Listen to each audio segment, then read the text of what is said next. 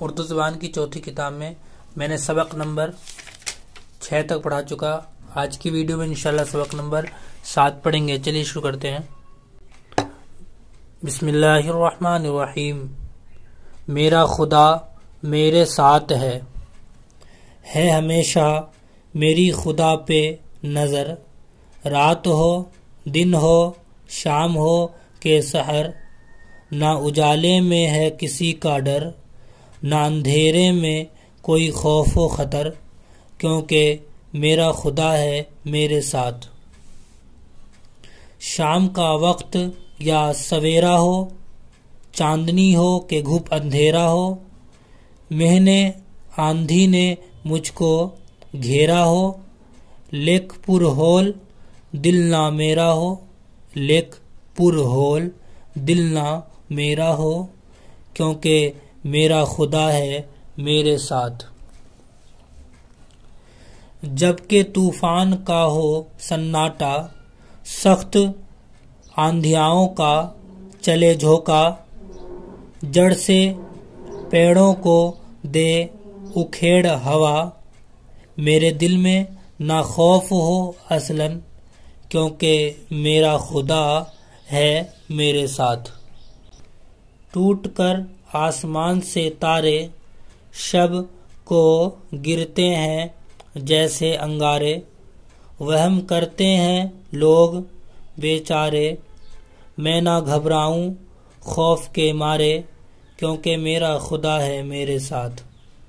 چاند سورج کا دیکھ کر گہنا، میرے ہمجولیوں کو ہے کھٹکا، لوگ کرتے ہیں خوف کا چرچا، پر مجھے اس کی کچھ نہیں پرواہ، کیونکہ میرا خدا ہے میرے ساتھ.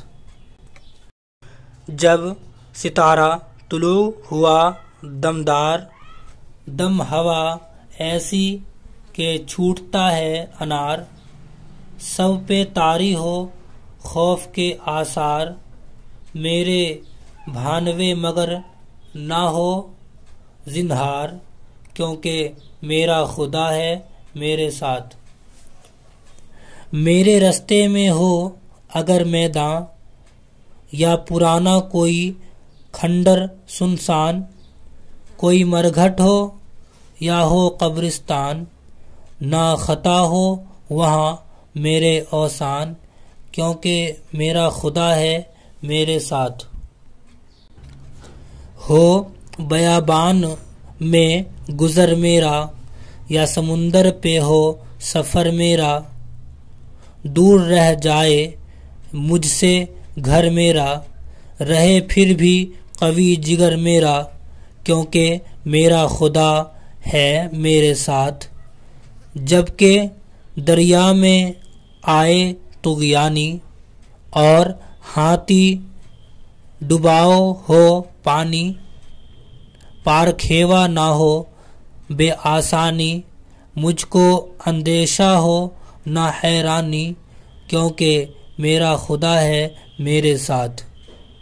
لشکروں کی جہاں چڑھائی ہو، شیر سواروں نے باغ اٹھائی ہو، اور گھمسان کی لڑائی ہو، وہاں بھی ہیبت نہ مجھ پہ چھائی ہو، کیونکہ میرا خدا ہے میرے ساتھ. ابھی معنی پڑھیں گے. یہ ہول کا مطلب ہے خوف، پر ہول یعنی خوفناک، اصلاً طاری یعنی ہرگز یا بالکل، طغیانی یعنی سیلاب، شیر سوار یعنی گھوڑے پر سوار، ہیبت مطلب خوف. ٹھیک ہے، آپ یاد کر لیں گے. انشاءاللہ اگلی ویڈیو میں سبق نمبر 8 پڑھیں گے.